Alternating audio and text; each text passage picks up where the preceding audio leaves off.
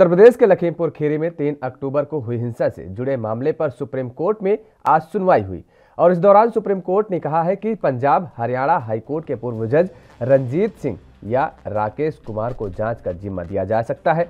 वह देखेंगे कि तीनों केस में चार्जशीट दाखिल हो। अब मामले की अगली सुनवाई शुक्रवार को होगी। सीजेआई एनवी रमना ने कहा है कि हमने स्टेटस रिपोर्ट देखी है, स्टेटस रिपोर्ट में कुछ भी नया नहीं है। हम जो उम्मीद कर रहे थे वैसे कुछ नहीं है।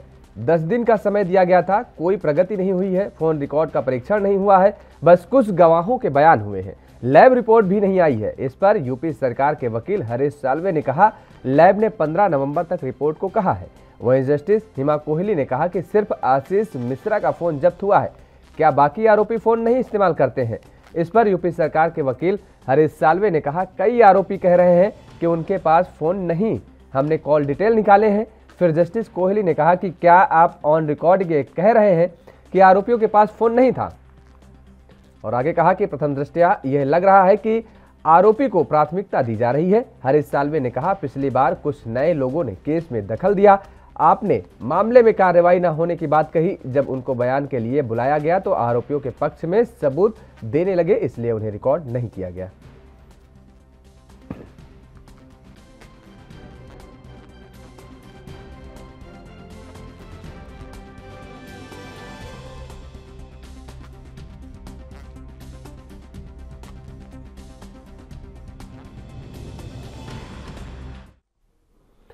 और इसी खबर पर ज्यादा बातचीत के लिए हमारे साथ फोनलाइन जुड़ चुके हैं आरबी उपाध्याय जी, वरिष्ठ पत्रकार हैं। बहुत बहुत स्वागत है आपका आरबी उपाध्याय जी। आज इस तरीके से एक बार फिर से लखीमपुर मामले की सुनवाई हुई सुप्रीम कोर्ट में। सुप्रीम कोर्ट ये कहें कि एक बार फिर से फटकार लगाई है सुप्रीम कोर्ट ने।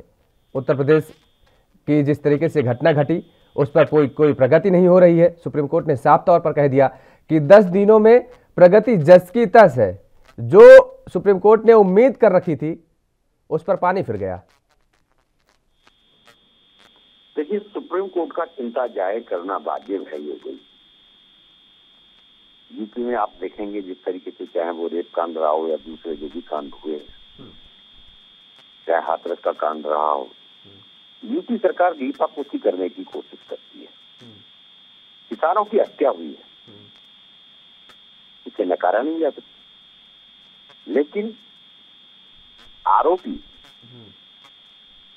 क्योंकि गृह राज्य मंत्री है, सत्ता में है, तो जांच प्रभावित होना स्वाभाविक। और बीजेपी नहीं चाहती कि किसी भी तरीके से उनका या उसके नेता का कोई नाम आए। उसी कड़ी में आप देखेंगे पत्रकार की भी हत्या हुई है, दूसरे कार्यकर्ताओं की हत्या हुई है। तो मुझे घालमेल करने की कोशिश की जा रही है। जो किसानों को किसने कुचला, किसने हत्या की, उससे इतर कोशिश ये हो रही है कि पत्रकार की हत्या या पार्टी के कार्यकर्ताओं की हत्या में जो लोग विक्टिम हैं उनको ही कहीं फंसाया जाए। तो सुप्रीम कोर्ट ने जो चिंता जाहिर की है वो यही जाहिर की है कि इतने दिनों बाद भी जांच को दाएं बाएं भटकाया जा रहा है।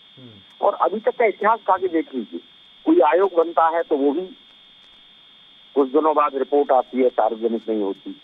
तो ये जो जांच चल रही है उसी उस पर चल रही है कि इसको इतना लंबा खींच दिया जाए और फिर कंक्लूड कर दिया जाए कि भी किसानों या उग्र किसान हो गए थे या ऐसा था। इस तरह जो वास्तविकता है उससे दाएं बाएं भटकाने की कोशिश की जा रही है। तो सुप्रीम कोर्ट उस बात को बिल्कुल भली भांति समझता है और तभी उसने कहा कि भी जस्टिस से जांच होगी, लेकिन उत्तर प्रदेश से नहीं, दूसरे प्रदेश का कोई जस्टिस। जी, यहाँ पर लेकिन एक सवाल बड़ा ये उठ रहा है कि दरअसल अभी भी कोई भी घटना घट जाती थी तो उस पर लोगों की ये मांग होती थी सरकार की तरफ से, प्रशासन की तरफ से, कि एक एसआईटी गठित की जाए और जांच जो है वो एसआईटी करेगी। लेकिन अगर जिस तरीके से इस मामले को देखा जाए, इसमें एसआईटी गठित है, एसआईटी जांच कर रही है, कोर्ट ने एसआईटी पर ही सवाल उठा दिए।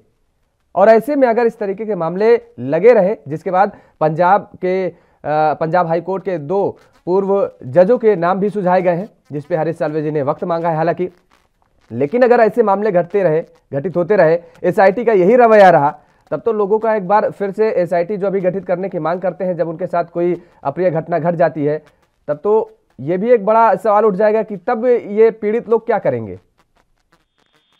देखिए, पीड़ित लोगों के साथ अन्याय होता है, इसमें कोई दो राय नहीं। और कोई भी इन्वेस्टिगेशन एजेंसी हो, मैं देख रहा हूँ कि वो सत्ताधारी दल के दबाव में काम करती है। और एसआईटी की जो बात छोड़ी, सीबीआई के बारे में कोर्ट को टिप्पणी करनी पड़ी कि सीबीआई पिंजरे में बंद होता है। तो यहाँ इस तरह का व्यवस्था बन जाए, वहाँ क्या एसआईटी क्या सीबीआई की जांच एजेंसियां हैं, उनसे उम्मीद करना बेमानी हो जाता है।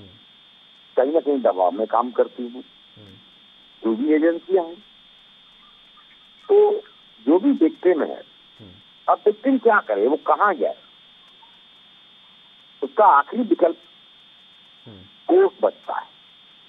कोर्ट में लोगों की अभी भी आस्था है, और उसी का परिणाम है कि कोर्ट समय समय पर जो अपनी साख है उसको मजबूत करने के लिए, चाहे वो उत्तर प्रदेश की घटना हो या दूसरे प्रदेश में कहीं कोई घटना घटती है, तो उस पर तटस्थ रहकर ये कहना निष्पक्ष जांच और निष्पक्ष जांच होना, दोनों में फर्क है। लेकिन यहाँ पर एक बात और समझना चाहते हैं आपसे कि जिस तरीके से सुप्रीम कोर्ट खुद संज्ञान ले लेता है मामलों के और अपनी साख को और ऊंची और बनाए रखने के लिए लगातार प्रयत्नशील रहता है, तो ऐसे में जिस तरीके से ये कहा गया कि पूर्व जजों की नियुक्ति के या उनकी देखरेख में जांच की जाएगी, तो इसमें सलाह मशविरा लेने की जरूरत क्या जरूरी थी? सुप्रीम कोर्ट खुद एक कमेटी गठित कर सकता है और वो जांच के लिए निर्देशित कर सकता है।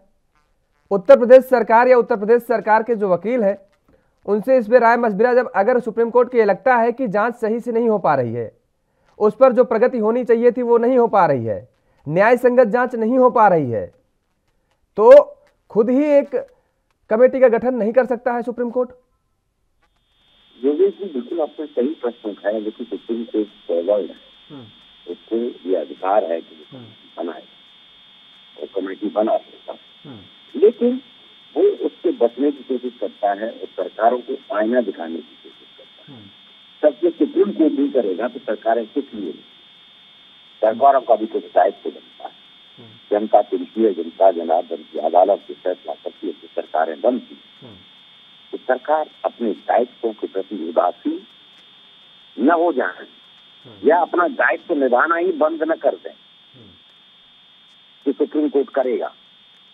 सुप्रीम कोर्ट ने एक आईना दिखाया है, और अगर ऐसा नहीं होता, जो उसने आईना दिखाया है उसके अनुरूप कार्य नहीं होता, तो सुप्रीम कोर्ट को मजबूरन अपने अधिकार का प्रयोग करते कई बार अपनी निगरानी में जांच करानी पड़ती, लेकिन इस परिस्थिति को अवॉइड करता है, जिससे कि ये न लगे कि सब कुछ सुप्रीम कोर्ट ही करता है।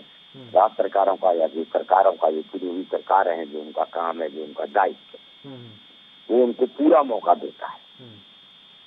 तो एक मौका दिया गया है कि भी सुधर जाइए, आप सोच रहे हैं किसी को नहीं पता, हम सब लोग हम पूरा क्लोजली मॉनिटर कर रहे हैं, और आप ठीक तरह से नहीं चल रहे हैं, ठीक नहीं कर रहे हैं, तो हमारा सुझाव ये है कि इस तरीके से होना चाहिए, और नहीं होगा तो लास्ट में सुप्रीम कोर्ट अपनी निगरानी में या वो खुद कोई वैकल्पिक व्यवस्था सुप्रीम कोर्ट करेगा। अभी उसने एक मौका दिया है। हमारे साथ जुड़ने के लिए तो सुप्रीम कोर्ट ने एक बार फिर से फटकार लगाई है उत्तर प्रदेश सरकार को, और जिस तरीके से पूर्व जजों की नियुक्ति में इस जांच की बात कही, हालांकि उत्तर प्रदेश सरकार के जो वकील हैं हरीश साल्वे, उन्होंने समय मांगा है, वक्त मांगा है इसके लिए कि वो इस पर विचार करेंगे, और उसके बाद उन नामों को जो सुझाया गया है उस पर वो सुप्रीम कोर्ट को जवाब देंगे, और अगली सुनवाई अब शुक्रवार को होनी है।